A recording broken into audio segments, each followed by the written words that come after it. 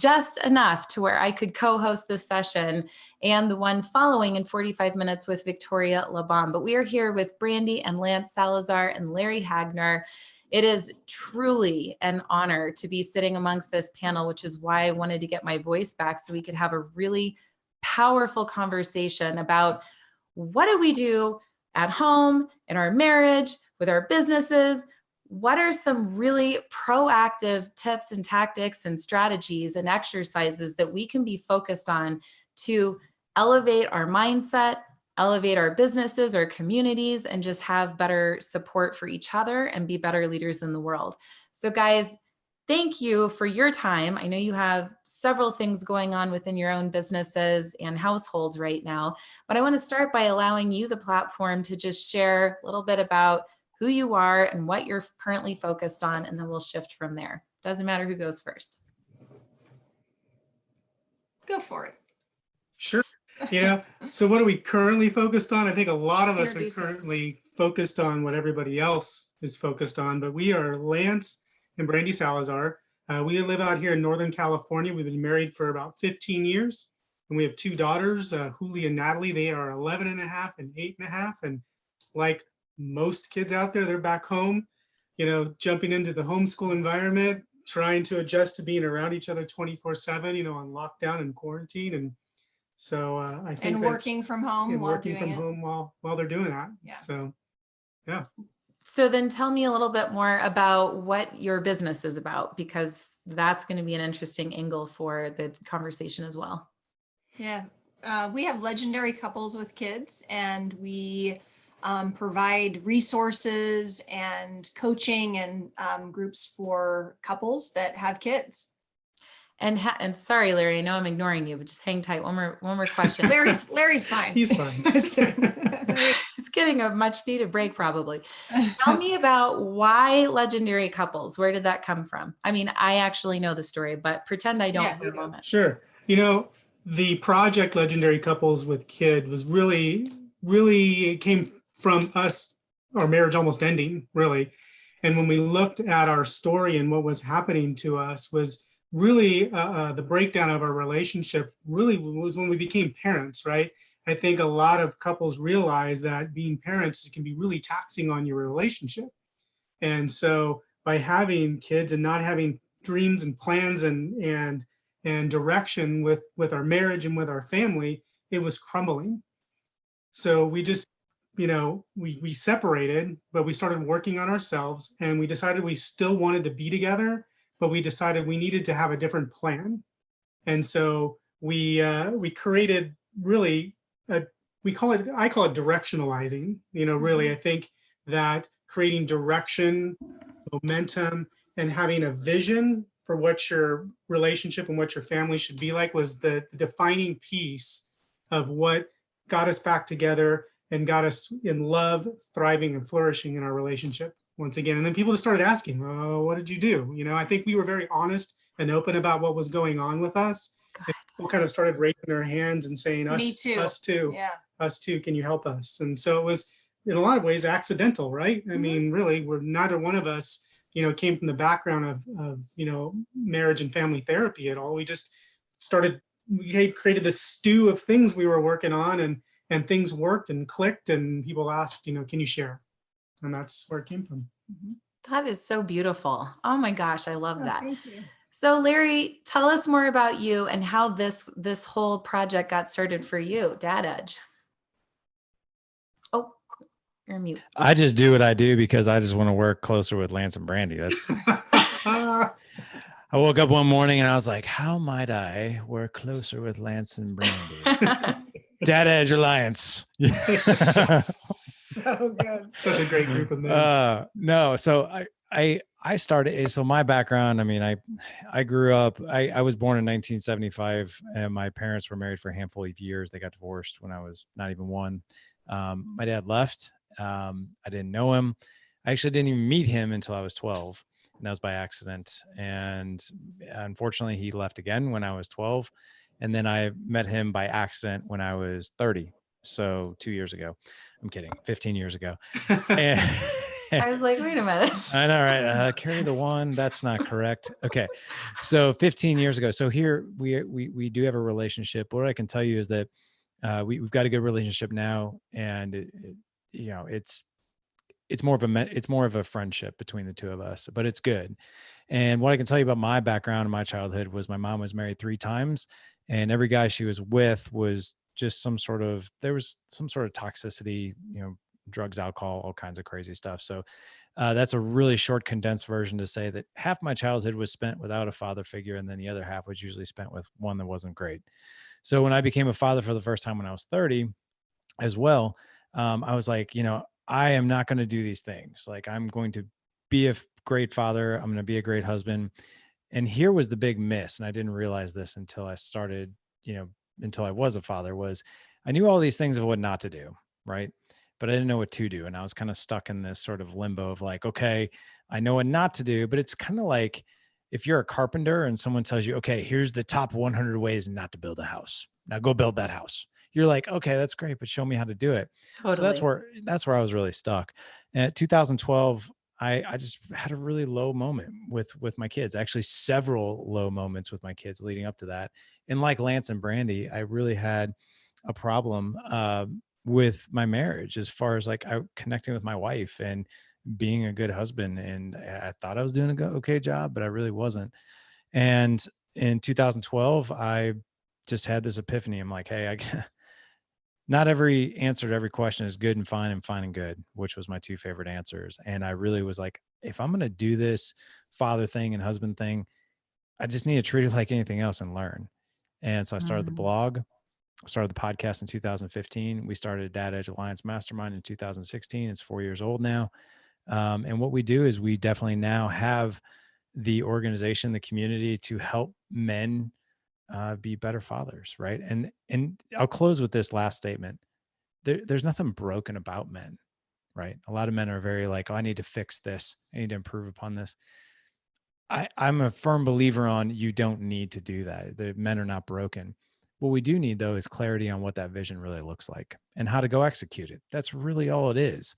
So I want to share that message with men that you're not broken.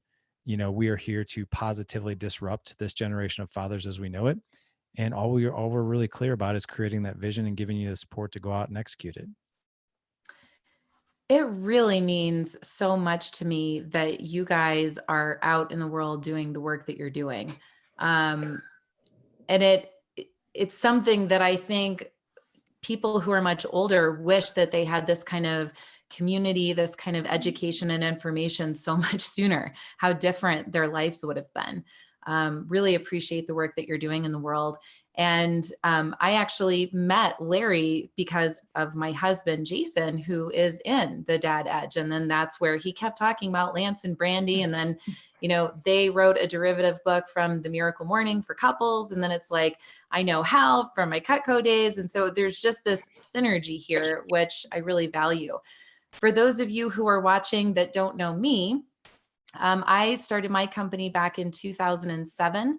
It's called NGNG Enterprises, which stands for No Guts, No Glory.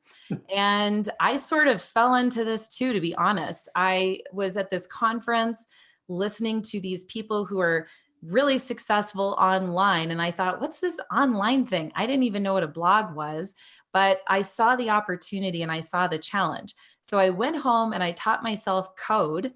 And I set up my own website. I had a little bit of a design and marketing background, and I just started teaching myself how to do things online.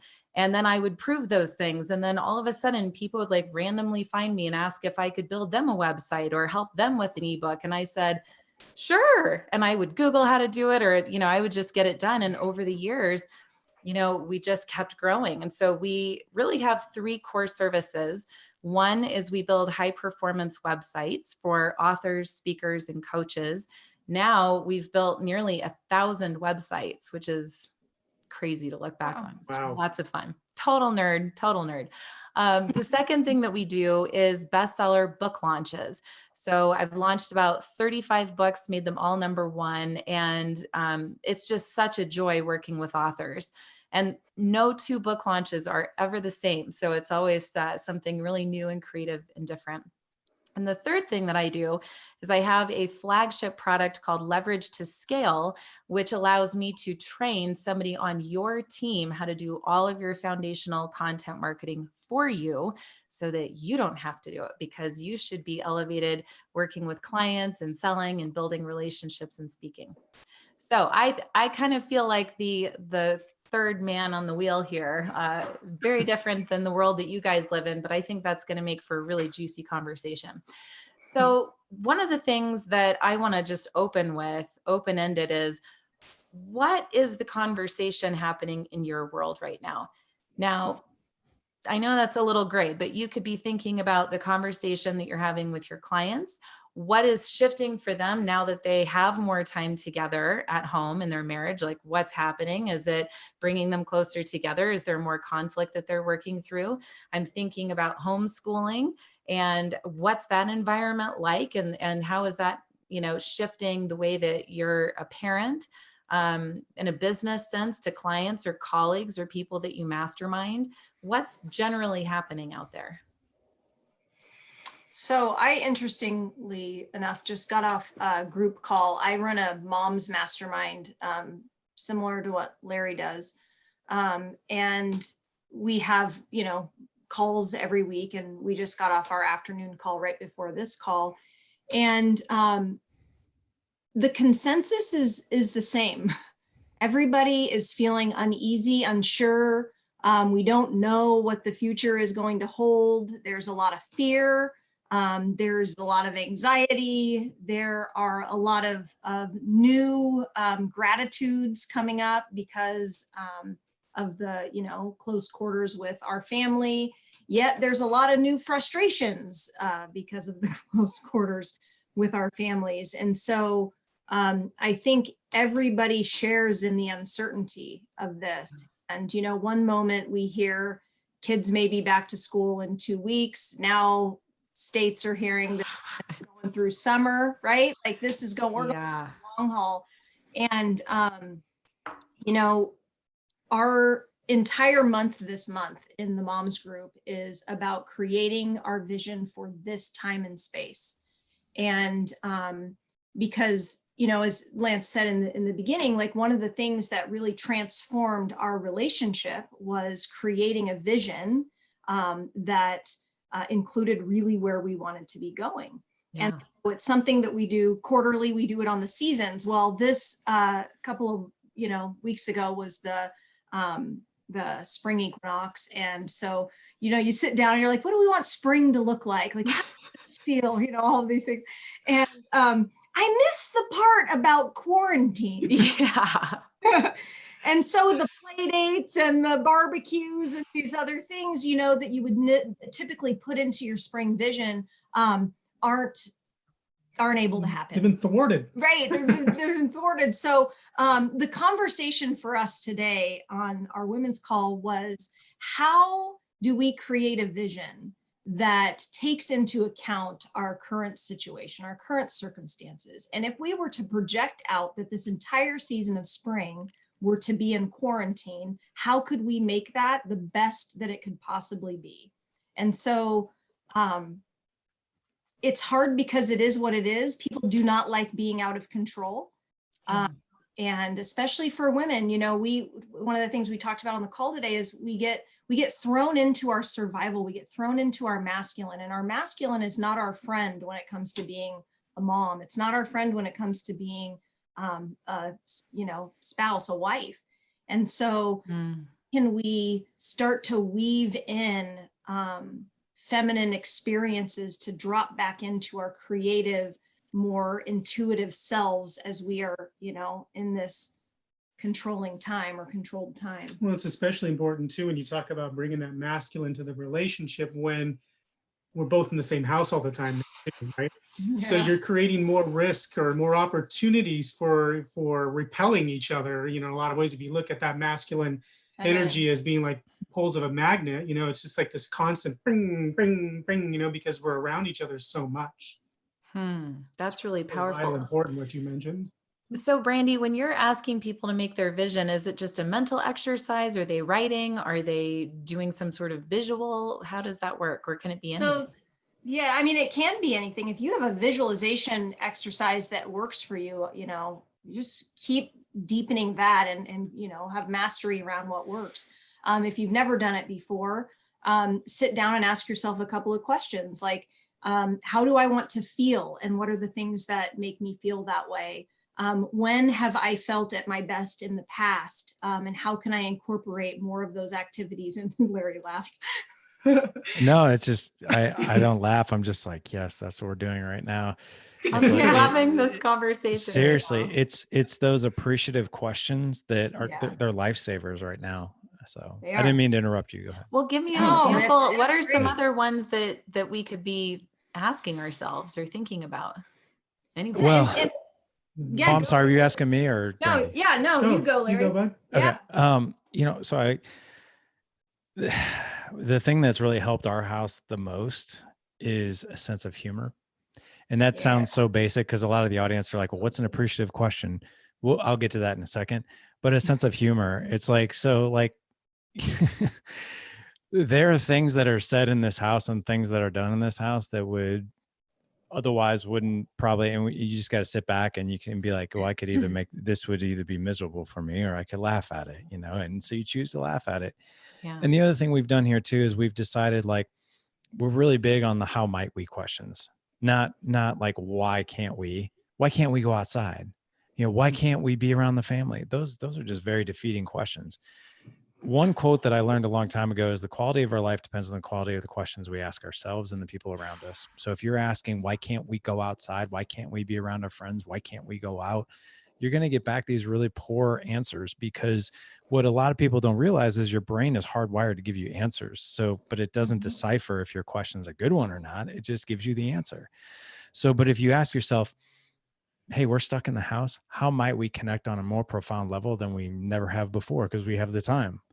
It's amazing some of the things that come up. So like, for instance, my wife and I were like, hey, so how might we make tonight at dinner time, where we've spent all day together,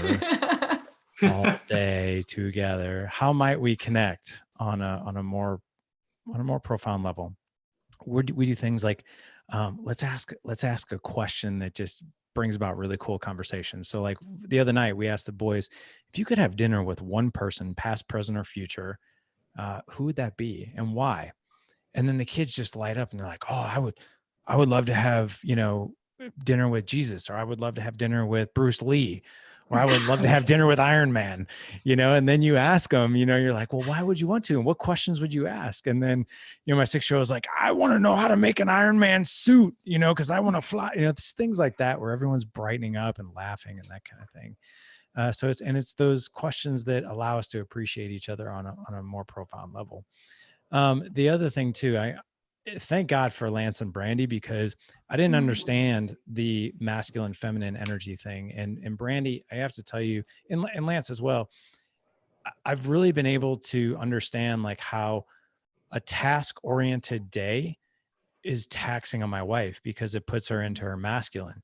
So again, you know, the questions of like, how might I help her get back into her feminine at the end of the day or in the evening, or what can I do? You know, so like, for instance, last night, I'm like, I would love for you to just sit here, because we have a covered deck that, you know, we've got a nice view outside our house, which is great. I would like for you to sit here and not do a thing except for drink a glass of wine and watch me grill, and we talk while I grill. You just sit there, just so chill. Nice. And what that does is you can just see her, you can see her like go, oh my God, that sounds amazing. Like just what I need. And if it wasn't for Lance and Brandy, I don't think I'd be as sensitive to that or looking for that like sort of masculine energy that sort of robs that femininity from her. So being able to eyeball opportunities and take them to give her breaks. And the kids as well. The final thing I'll share with you is the kids. Like, so every night we have a theme night here. The other night we did WWE, where we actually went on Amazon and we bought masks and belts and we played music, and we like totally like did this thing where we composed all the moves beforehand. So my wife was videoing it. It was so much fun. It was a blast. So They did Nerf guns one night. Nerf gun war as well. Board game night, Disney movie night, play outside. We've been doing that a lot. And we go, the family walks that you never go on. That was something that was brought up in our mastermind. Go on the family walk that you never do.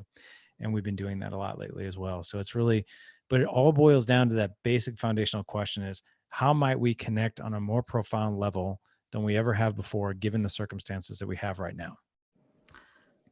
I am loving this conversation. It's such a different spin than we've had up to this point in the Elevate series. So I just really honor you all for what you're sharing. This is powerful. For those of you viewing, please do me a favor and start a watch party so that more people can get access to this amazing information. There is a button at the bottom right-hand corner. You can share this, start a watch party, whatever you need to do. But this is really amazing information. And it's different than a lot of the other stuff that's being talked about on Facebook right now. In everything that you just shared, I'm thinking of my husband, Jason, who's been so amazing and supportive. When you spoke about just sit here while I grill, he's been doing a lot of that lately. And I so appreciate it because I'm burning on all cylinders all day long in various ways. And so is he. But we're giving each other those breaks and space at just the right time. So it feels like our awareness has never been higher and we're just really in tune to each other. And I know that when he's been with Clay for an extended period of time and I have a quick break, go down, try to relieve him, even for 5 minutes, and it can make all the difference in the world. And Brandy, I love what you said about trying to be a little bit more feminine, because I do think that as a business owner, I probably channel in a lot more of that masculine energy. I'm very like, take charge. I got the schedules and the routine. And I'm like, I got this. I got you. And, you know, that's an important role for Jason to have too. So I'm curious, because we do have a lot of people in my audience that have that same kind of makeup. What other things can I be doing or can we be doing to be a little bit more feminine or to even just have that mindset? Because I can definitely see the value in it, but what can I do to shift things a little bit now? Well, we have to start with, you know, kind of like what Larry was just saying, where he stepped into his masculine to support his wife, right? And so a lot of times, especially us type A, you know, get it done women, we need the structure in order to be feminine. If I don't have the schedule, if I don't have my systems down, if I don't know what's happening today, if I don't know who's on first and what's going on, feminine's not happening for me. The first step to feminine is to get the masculine and all the boxes checked, right? And so, but there's a struggle that we have, those of us that where it's never enough, right? We have to start to become realistic with the hours that we have in the day and the amount of things we have on the list. And so if there's this point where there's so much on the list that there's never relief, again, the feminine's not going to happen. And so that's what a lot of women are struggling with, especially right now. And so as far as practical tips, you first have to do that piece. Yeah, and that makes sense. You know, yeah, you have to understand, you know, where the windows are. And so one of the things that we talked about on our call today too was weaving these things into the day and finding ways to invite our feminine. Creativity is one of them. Like one of the women, she actually has a dad edge husband, but she last night after dinner, she went and painted. And she was like, I haven't painted in months. It's like that's Yeah. Feminine is creative. Feminine is intuitive. Feminine is nurturing and taking care of ourselves. So take a bath. Even though we're still home, dress up, right? Feel into your body. The feminine is our body, right? And so we're doing all these things. I'm not feeling my body. I don't know how I feel on the inside, right? Feminine is emotion. Right? The highs, the lows, all over it's chaotic. And so finding the ways that work for you and make you feel feminine. Feminine is beauty, right? Decorate an area of your house. You know, that type of stuff. And it is a little different for all people. Like for me, I created an art basket that I have in my room. And so even when I do like personal growth stuff, I'll make my notes beautiful. You know, I'll pretty them, pretty them up, you know, sounds super simple, but You're speaking my language. and it softens me. Mine are all written and rigid and typed, and I'm like looking at hers, and I'm like kind of jealous of them. Like, wow. How about making dinner? Is there a masculine way to make dinner and a feminine way to make dinner? Right. I could pour a glass of wine, cup of tea, kombucha, whatever, turn on the music and dance and move my body while I'm plating food. And, you know, right. I can look at the food that I'm about to prepare and have gratitude for it. And right, you can get into it. You can smell the flavors and things like that. That's feminine. And so the key to feminine for women like you and I, which is a lot of us, Yeah, honestly, is to find our feminine in the everyday things. no, I love that. Very well said. And now I'm thinking, okay, Lance and Larry, flip that. What are you doing to bring out your masculine or to be more balanced or to have more self-care? Well, I know some things I've been doing, and I've talked about this on, I do a marriage call in Larry's group on Thursday mornings. And so a lot of these subjects are coming up, and like how we can support our wives, how we can allow them to be feminine and what have you. And we realize that in this space of what's going on right now, like I talked about, the opportunities for more of that repelling and butting heads is having a sense of also letting go. In letting go, especially of ego, right? And embracing imperfection, right? Because things are not always going to be perfect. And being quick to apologize. That's one of the things I've been trying to do really well, because despite the fact that we, help couples with their marriages, we have just as many disagreements, challenges, and arguments as anybody else. Well, especially now, like we've had a lot of tense moments lately. Yeah. But isn't that normal? Like Yes. inside, we are all so tense right now, and we're trying to figure out how to keep that at bay so we can keep everybody else calm. But man, I have moments where I just need to go downstairs into our home gym and pick up one of those big weighted balls and slam it against the ground. Good Or for you. listen to like really crazy loud music, like way louder than it should be, just because I'm trying to drown out the thoughts in my own head for a second. And it doesn't take long, a minute or two, and then 5 at the most. And all of a sudden I feel a sense of calm because I was able to let out that energy.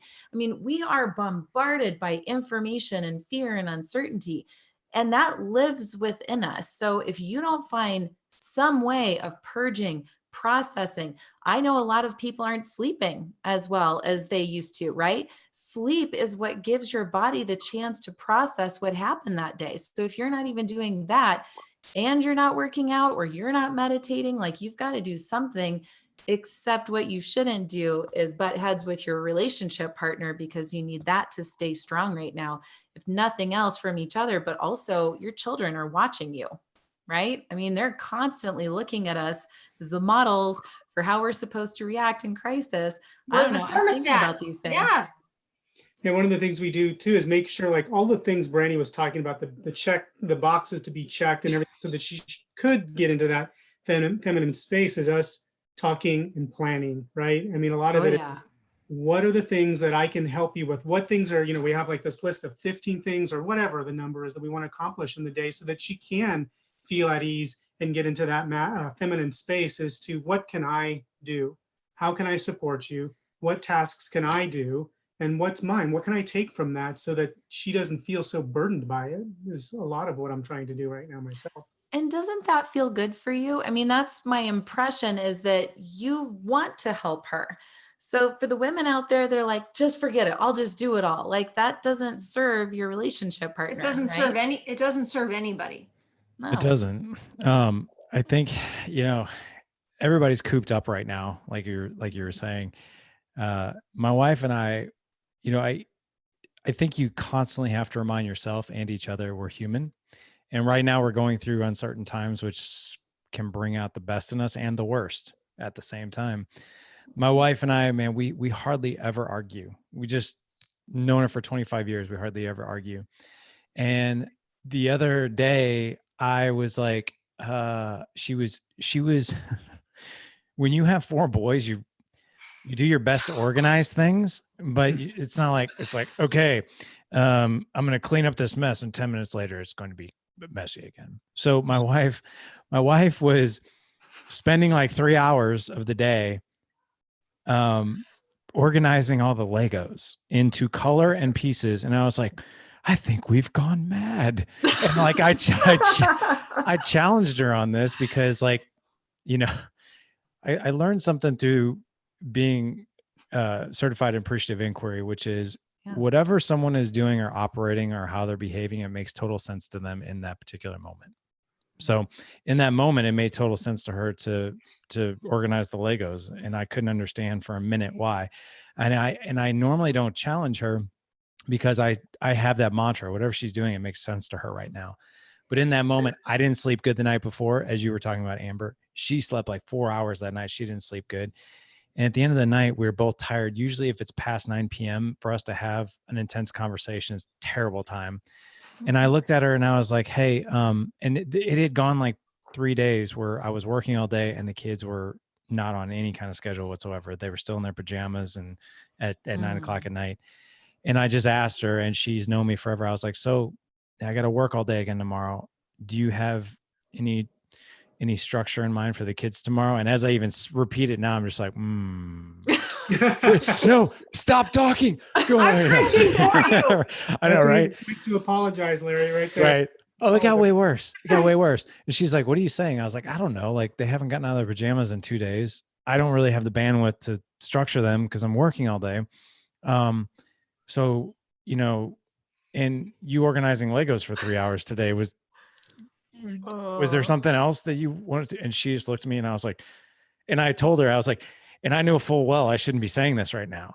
And you're hating me. I get it. And you know what? I even hate me for saying it right now. So like, so we kind of laughed about it, but you know, I think you have to be quick to own it and apologize. And the very next morning we kind of got into a tiff.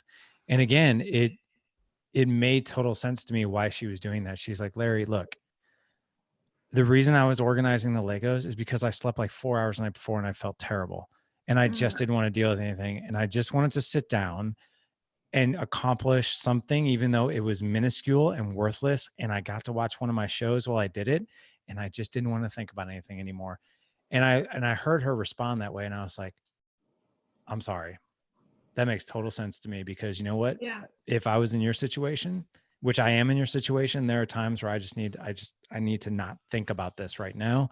And I need to organize Legos, but for me, it's something else, right? It's like, I need to not think about this right now. So that makes total sense to me.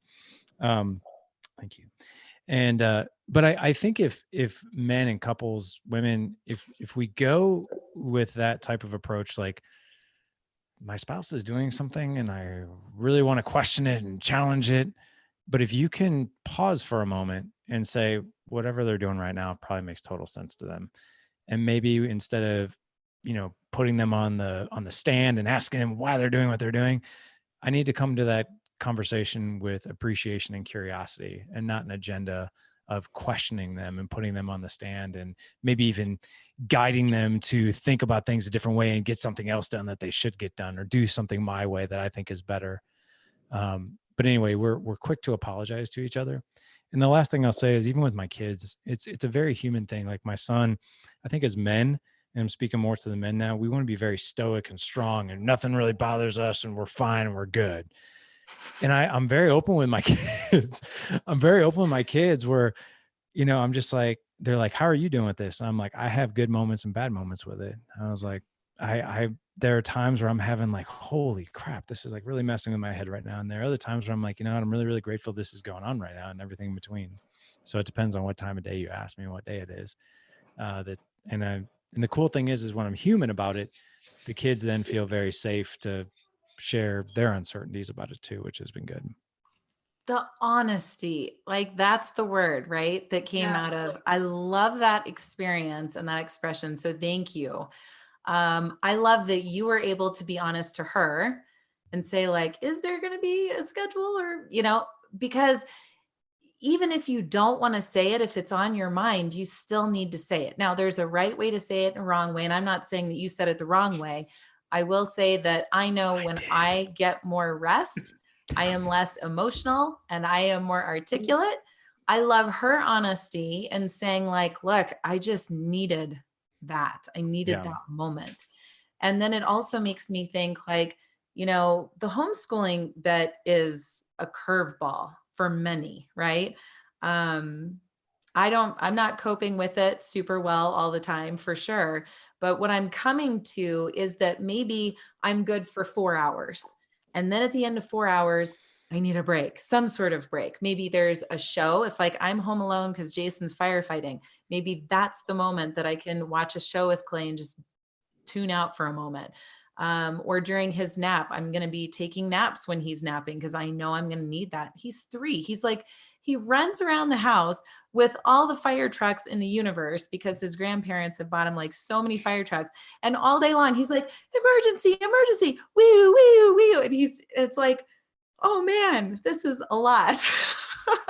And it's super cute, but it's a lot. So I think being honest about what your bandwidth is, if you only have 4 hours or 8 hours in you and you need a break during that time, maybe that's where the schedule that comes in. I'm not sure.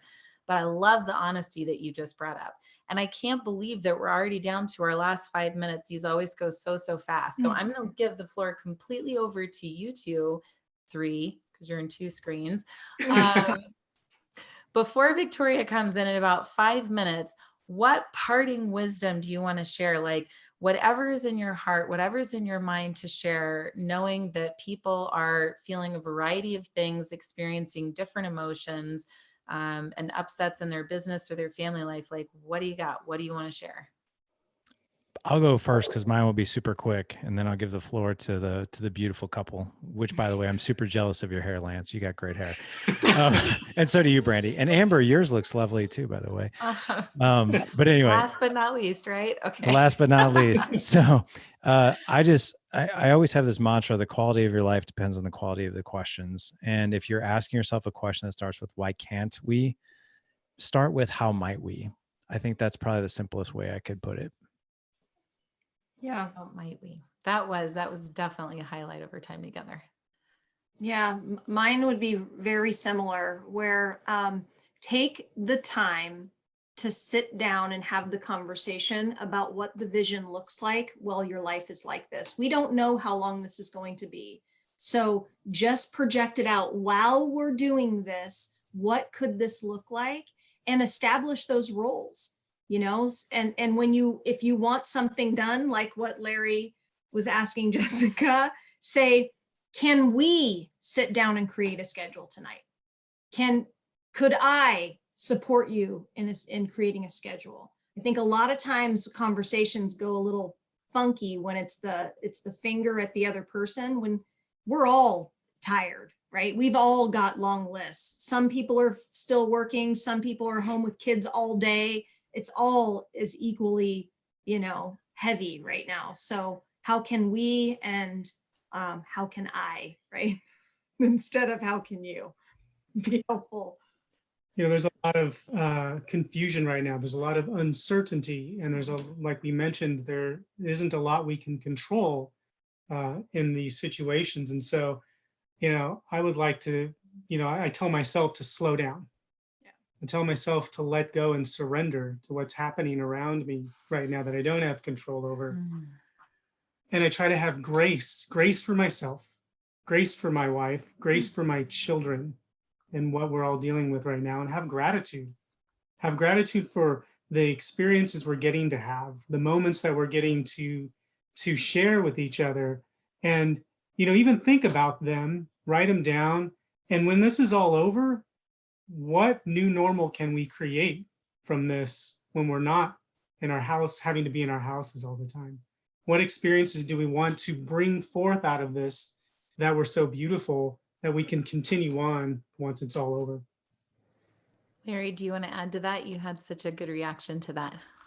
I did, just because, I mean, I just had on Jason J. Redman, who's a retired Navy SEAL, and he talks about, I mean, if you don't know who he is, he was unbelievably wounded in battle, to where he was shot in the face, his nose got blown off. They had to like rebuild his face. And his attitude was like, oh, I'm going to lead even more powerfully from this hospital bed where I'm recovering. And he did. And now he's writing books and he speaks. I mean, he's one of the most well-known SEALs, and he talks about how powerful you are, and powerful is probably the wrong word, but how effective you are as a leader comes at us when you're faced with uncertainty and chaos. Yes. So I think I keep asking myself one thing that makes me smile, and smiling is a super powerful thing right now, which is, how will my kids remember the toilet paper apocalypse of 2020 10 years from now? Will they remember their old man freaking out and being stressed out and overwhelmed and crabby because we're all cooped up? Or will they remember, like, dude, man, you remember we WWE wrestled, we went on dirt bike rides through the neighborhood, like we played soccer, we played catch, like we went on hikes, you know, we had Nerf gun wars. Like, I cannot, exactly what Lance and Brandy were just saying, like, what would be the new normal?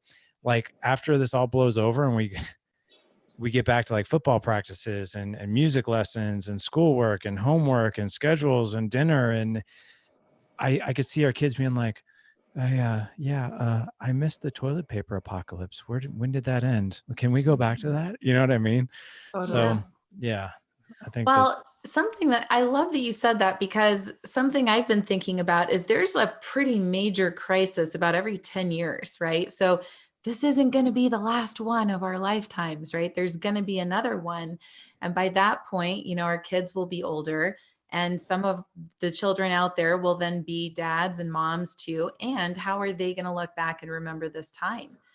You know, I don't know. I think that's a really interesting one. I remember back when 9/11 happened, and I was in college. It was my, I think, freshman year, and I went straight home and I was with my mom. And even then, remembering the conversations that we had and the temperament that she had, it mattered. You know, I channel that in now as a mom. So my parting wisdom surprised me, but here's what came through. Pick a safe word. That's the one that came up for me. Legos. I'll never forget when I'll never forget when Jason and I were weeks before getting married, and we thought that it was, you know, the right thing to do for us to have a very small wedding in the back of his parents' yard, and we would do everything ourselves and keep it really simple. Okay, it's impossible to have a simple wedding. We learned this.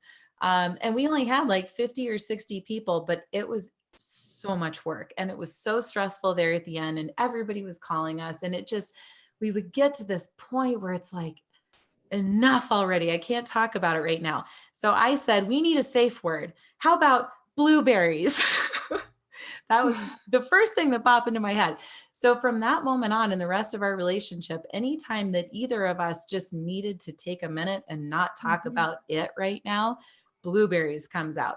And that word allows us both to know, like, hey, nothing's wrong. I just don't want to talk about it right now. We'll revisit when I'm in a better place. And I tell you what, that simple word, blueberries of all things, really helps us in our marriage. So pick your safe word. That's my parting wisdom for anybody that's watching.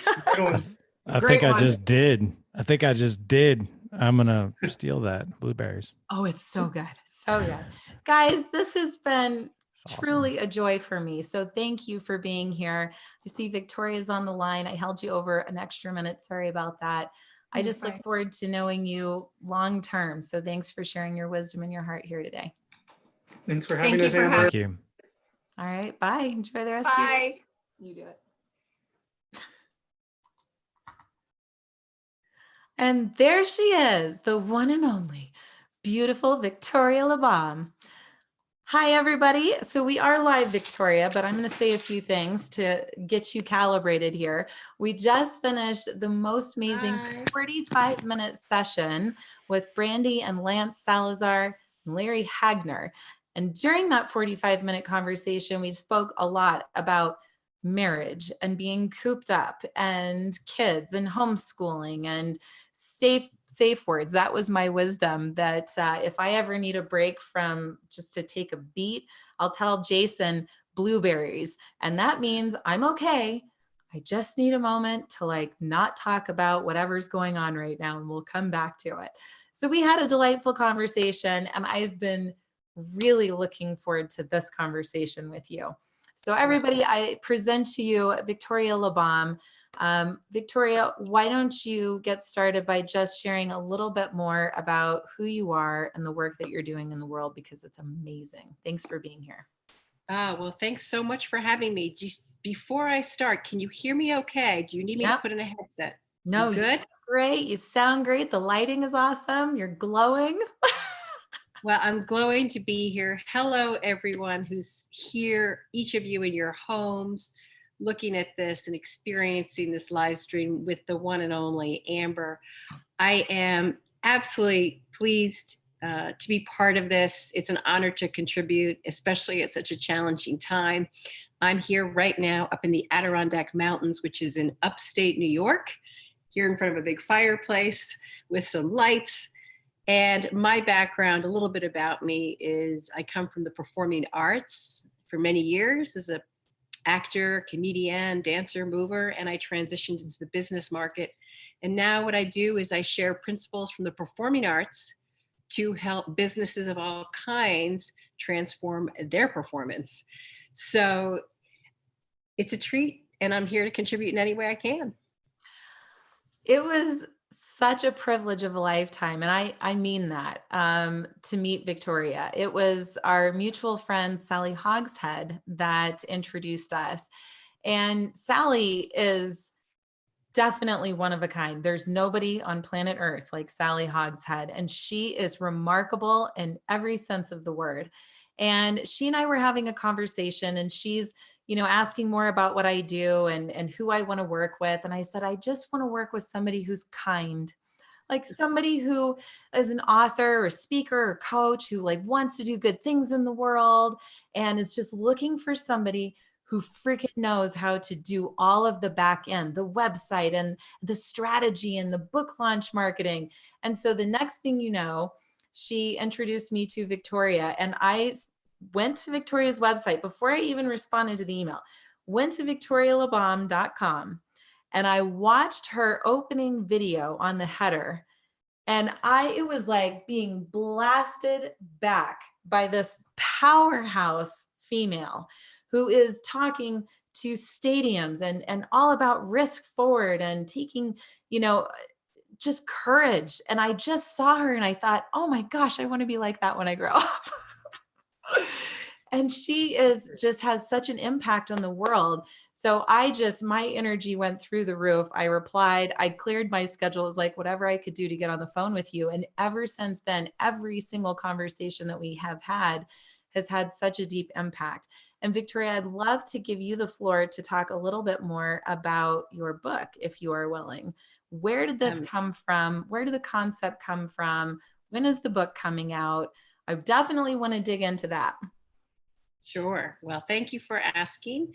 And the book is called Risk Forward, and it comes out in the spring of 2021, so essentially a year from now. And the book is born out of a lot of suffering I had where I wasn't sure where I was going in my life. I wasn't clear. I didn't have goals and plans. And people told me, if you don't have that, you're not going to be successful, which only stressed me out further. And yet somehow through my life, I found extraordinary success. And this book is a compilation truly of principles from the arts, guidances, quotes, insights the tremendous artists had given me to help me find my way. And I've discovered over time that there are a lot of other people who also aren't clear on their goals and plans. And here's the secret truth I've also discovered. A lot of the most incredibly renowned businesses, corporations, companies, and creative endeavors didn't start with a plan or a goal either. They figured it out as they went. And that's risking forward. It's going into the unknown and finding your way. And so this book is a series of principles to help anyone who's in that transition when the path, the plan, or the project is not yet clear. It's guideposts for you to find your way from the inside out. Which this is why, as soon as I made the decision to start the Elevate series, it was like, I need Victoria to come on because her message is what to do in the face of uncertainty, in part. And I think that is the buzzword of what is going on right now, starting with COVID, entering into, I mean, obviously that's still present, but going into what we're experiencing in the economy right now. And it's changing the world so rapidly, the world as we know it. And what I have observed is it feels like most people, Victoria, are just a little frozen. They don't know what to do. Um, and as like I think about one of my friends right now, and her wife has COVID, and her wife has been out on the front lines helping the homeless in Harlem, and that's Wow. how she got it. And I just think, gosh, it's not fair. Like it's not right. And I think, what am I supposed to tell my friend? What am I supposed to? It's just getting more real now. Yeah. And as that is closing in a little bit, it's becoming more real every day. And then now people really don't know what to do. And Yeah. so in that place, and now we can take it out of this present time, let's say any time that I'm in it, I'm in that moment of not really knowing what the next right move is. What Mm. advice, what comes up for you? What's in your heart and mind to share for people going through this right now? Yeah. Well, first off, my compassion and heart go out to your friend. That is so challenging. And to all the frontline people, those of you who might be listening to this who are on the front line, whether you're delivering groceries or working in a store station like a pharmacy where people are coming in and out, or Oh a gas man. station, frontline nurses and doctors, you are the heroes of our lives right now. And it's so important to recognize that each of us also plays our own part. And that's what I want to say. I think for many people right now, if we're not one of those frontline staff members, we're kind of thinking, well, what can I contribute? And I know for myself on 9/11, I live in Manhattan in New York City. And on 9/11, I looked out my lower Manhattan window, and that's an unspeakable day. But we all asked, how can we help? That was our number one question. And it's easy to think you have nothing. But what I want to encourage for anyone here is that one of the greatest gifts you can do is to ask yourself, what are my gifts? It could be baking, it could be kindness. Um, on 9/11, I didn't know what to do. I couldn't give blood. There was no one to give blood to. I had two hard hats because years ago I used to work for Con Edison, the power company. So I brought those down to ground zero. And I grew up with a mother who loved flowers and bouquets. So I put some flowers out by the elevator in my building. And my elevator and my building were very close to ground zero. And so it was just a little moment of hope, a little experience as people went in and out of the elevator. And I had no idea, but everyone on my floor, and I lived on a floor with maybe 20 people, they all got together months later and they wrote me a thank you note. And I put out these flowers every Oh, week. I would change them every week. I'd put out fresh flowers because, ground zero was smoking for weeks. And I didn't realize how much that small gesture meant to people. And it was a gesture of hope and beauty and contribution. And that's a tiny, tiny example, but it's a manageable example. And so my question for each of us, myself included, is what do I have? What could I do in the smallest of ways? Because you can't measure your legacy. You don't know the impact of a small gesture. So that's the first thing I would say, is take your gifts and use them for the benefit of others, whatever those gifts are. oh my gosh. Do you see why I love this woman so much? That is so beautiful. And I love how you said, what can you do? Because I've been thinking about this too. Obviously, 2 weeks ago, I asked myself, what can I possibly do? And the only thing I thought to do was this Elevate series at the time. Yeah. It was like, I don't know what I'm going to do, but I'm going to go live. And I'm just going to bring on some of my favorite people on the planet and let them share with me.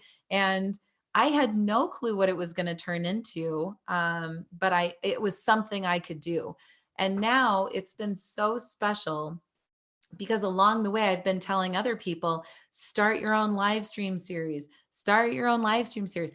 We now have 15 speakers who have taken the Elevate series branding and everything else, and they're starting their own with their own colleagues in their own circles. Oh, They're going live. I saw 4 people go live today under the Elevate series. And it's just like, Oh my gosh, if nothing else, it's keeping us busy. It's keeping us in action. It's keeping us in service. Something else that comes to mind is there's a and this isn't about me. I'm trying to give helpful advice though. There's a woman that I'm very close with. She knows Clay. She comes and babysits sometimes. She comes to the house and helps me out personally sometimes. And she got very sick. And so what we did is this weekend, we went to the grocery store and we bought everything that we could think of that would just be comforting when you're not feeling well, from vitamins to teas and honeys and all kinds of stuff. And we bought her flowers. So that's what reminded me. And we put it in a box and we just set it at her front door and left, and then texted her, and she barely had the energy to even come out and get the box. But then she later, like hours later, sent me a picture of the flowers just sitting on her dining room table, saying like that was the highlight of what's happened in weeks for her. And she was so grateful. So like, I don't care if it's a video message, you text a video message to somebody and just say, I was thinking about you. I hope you're well today. You know, it really is the time to be as thoughtful as you can possibly be, because it is those little things that really move the needle. And Victoria, Yeah. what I want to ask you next is try to think about moments in the past week or two that you felt like this got really real for you and the overwhelm set in or the worry set in. What I was just talking about with Lance and Brandy and Larry is when those moments came in for me, because they do, it's real. Some of the things that I'll do is like, I'll go downstairs. We have like a little small home gym, and I'll grab a medicine ball and I'll just slam it on the floor, trying to release that energy. Or like, I'll listen to music way louder than any human should listen to music, just even for a couple of minutes, something to just release that overwhelm or that fear. What tactical things or strategies do you do to get grounded again when those feelings come up for you? Yeah, it's a great question. Well, I like to put on really comfy clothes, no matter how weird they are, because I got some weird comfy clothes. So just to give you the visual of that, that could be a picture of me in a wool cap with my glasses, uh, my sweatpants and clogs. How's that for a nice image? Because, you know, I love my clogs. They're super comfy. So uh, I look all glam right now, but not an hour ago. Yeah. So, you know, I like to physically get comfortable. Sometimes I'll get in the bath. It's chilly right now where I am. It's raining outside. It's in that shoulder weather. So it's a Mm. little bit, gets into your bones. So I'll just sit in the tub and thaw out. I do a lot of exercise and stretching, which for me is home base. If I can exercise, it gets me into my body and out of my head. Yeah. We are in a place, as I said, in the mountains where I can walk around. It's safe enough to walk around in terms of population. So I'll go outside on the nicer days. Um, and I think connecting with people is really great. I hosted yesterday on Sunday. Is it yesterday on Sunday? Yeah. I hosted a brunch through virtual Zoom. So I invited Oh, 20 people to brunch on camera. It's bring your mimosa, Bloody Mary, coffee or tea to the lens.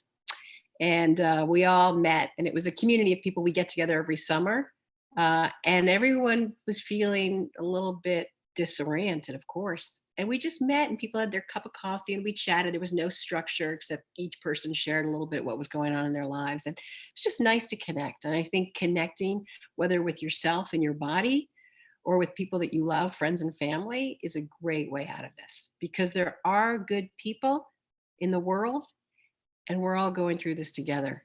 So remembering that will help. I love that.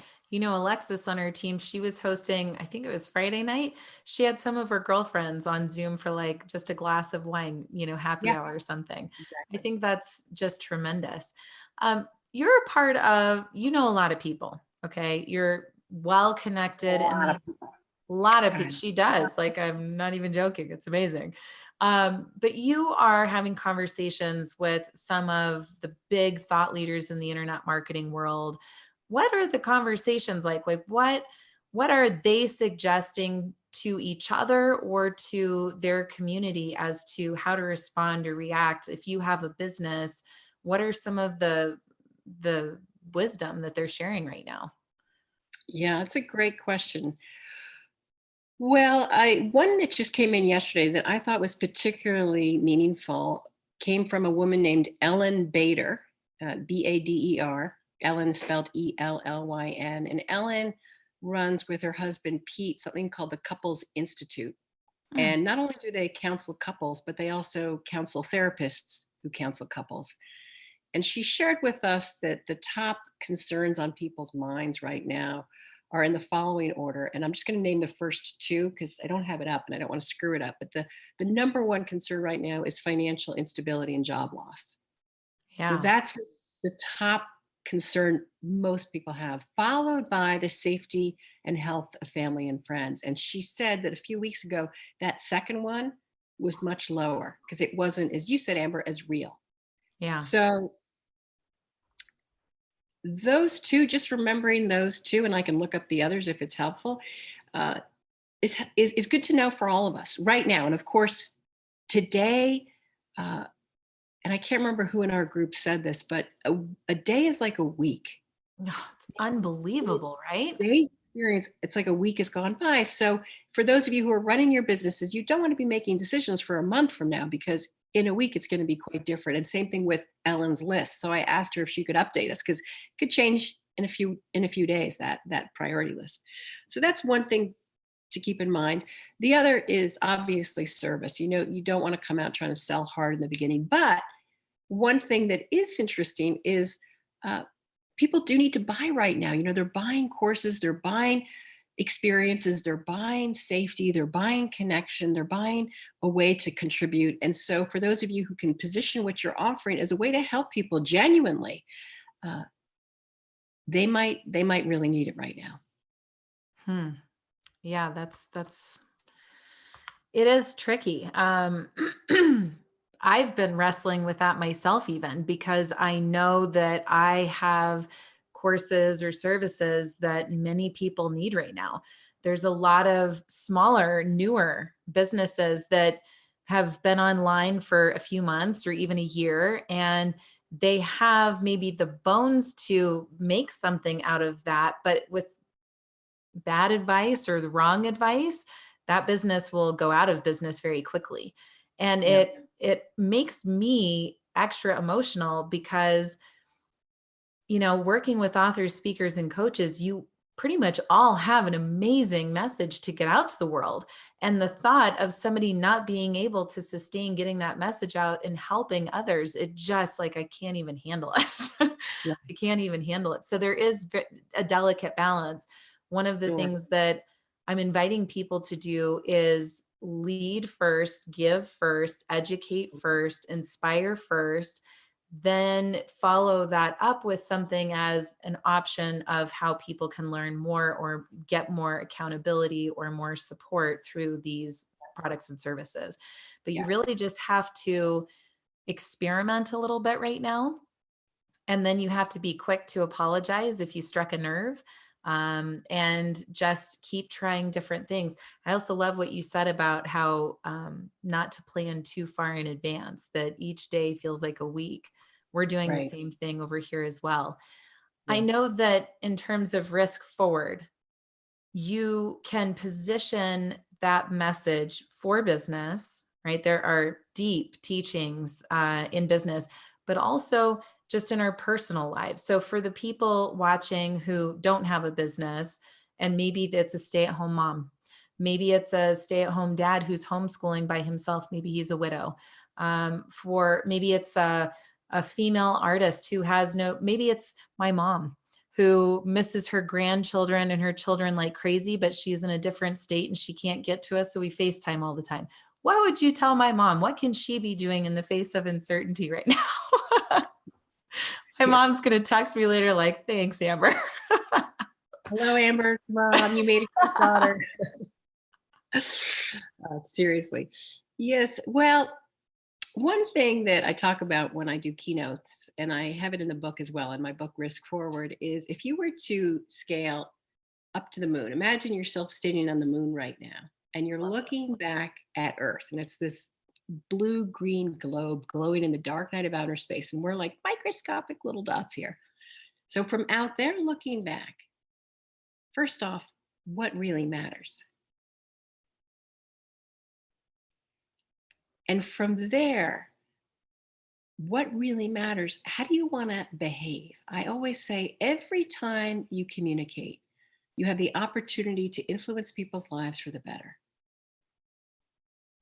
So when you pick up the phone or you reach out to your community, call your cousin or your colleague or your kid, like I always say, intention affects behavior. So your intention, the verb, if you will, the intention behind an action of any kind will affect the way you speak, your gestures, your tone, your language, your body language. So you always want to be clear, like, what's my intention in any given moment? And it's kind of that line of, it's not what you say, it's how you say it. I think it's also what you say, but how you say it, what's coming through in your voice, what's that tone? And I think in every given moment, if we see our whole life like a movie, in any given scene or in any given moment in a scene, what's called a beat in acting, my background, the acting world, that little intention in that beat, to comfort, to support, to listen, to guide, that has a bigger effect than I think we often realize. So in the smallest ways, what is that intention? And just going back to those of you who might be selling, so to speak, if it's to make money for yourself, well, that's what I call a negative through line, sort of oriented towards yourself, but it's truly pure. If your intention is pure and it's pointed outward in service of others, to help, to inspire, to support, to humor, that intention will be felt by the receiver. Love this. What are some things that you've heard from friends or just your rockers, your community?